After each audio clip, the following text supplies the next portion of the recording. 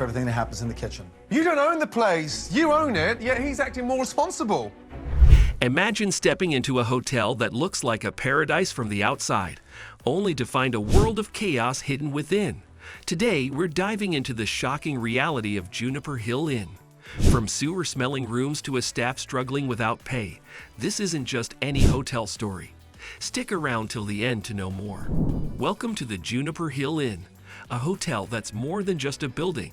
It's a piece of history nestled in the heart of Windsor, Vermont. But once you step inside, the illusion of perfection quickly fades. We're talking peeling paint, creaky floors, and a sense of disarray that's hard to miss. The lavish rooms? Not quite what you'd expect. Now let's talk about the guys running the show at Juniper Hill Inn. Robert Dean II and Nikki. They're the duo who decided to take a leap into the hospitality world. But let's just say their idea of running a hotel is a bit unconventional.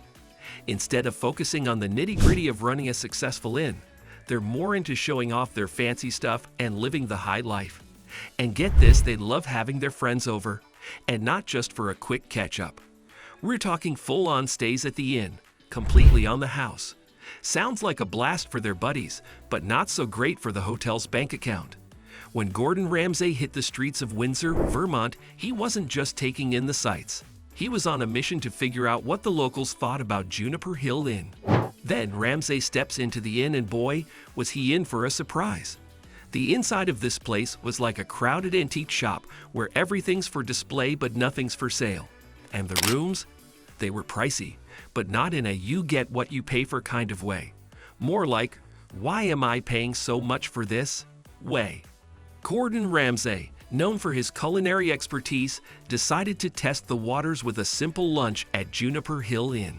What he got instead was a masterclass in how not to run a restaurant. The order took ages to arrive, and when it finally did, let's just say it wasn't going to win any awards. The pork chop? Undercooked. The crab cakes? Better left unspoken about. Then enter Barbara, the waitress. She shared how the staff's paychecks were more maybe than definitely. And the desserts, which you'd think were homemade in such a fancy place? Nope, they were outsourced. Gordon Ramsay's tour around Juniper Hill Inn was an eye-opener. First stop, the basement, and it was a scene. Packed with stuff from floor to ceiling, it looked more like a storage unit than part of a hotel. Then there was the office and those storage containers, jammed with even more things. It was clear that hoarding was a big issue here. Ramsay also talked to Ida, the former chef. She had quit because working there was just too tough. The kitchen conditions were bad, and it was too much for her. Her story was another sign of how things were really not okay at the inn. Dinner time at Juniper Hill Inn turned into a real chaotic scene when Ramsay was there. The kitchen was all over the place, struggling to keep up with orders. The result? Diners getting their meals late, and even worse, cold. It was clear something had to be done. So Ramsay stepped in. He saw the problem right away.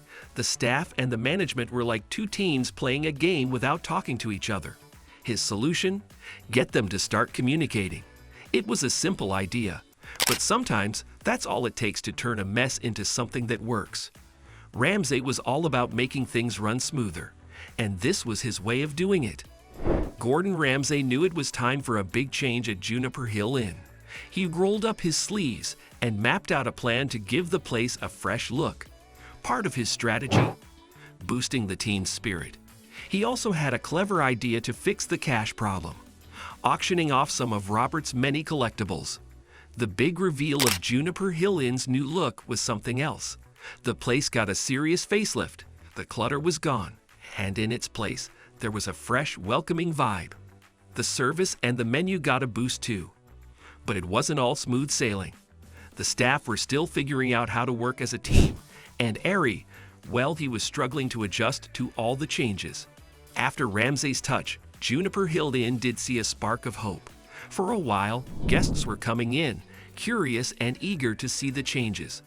But as it turns out, a makeover wasn't enough to save the inn from its deep-rooted problems. The debts piled up too high, and eventually the doors had to close for good. The hotel was sold, marking the end of one chapter and the start of another. New owners, new ideas.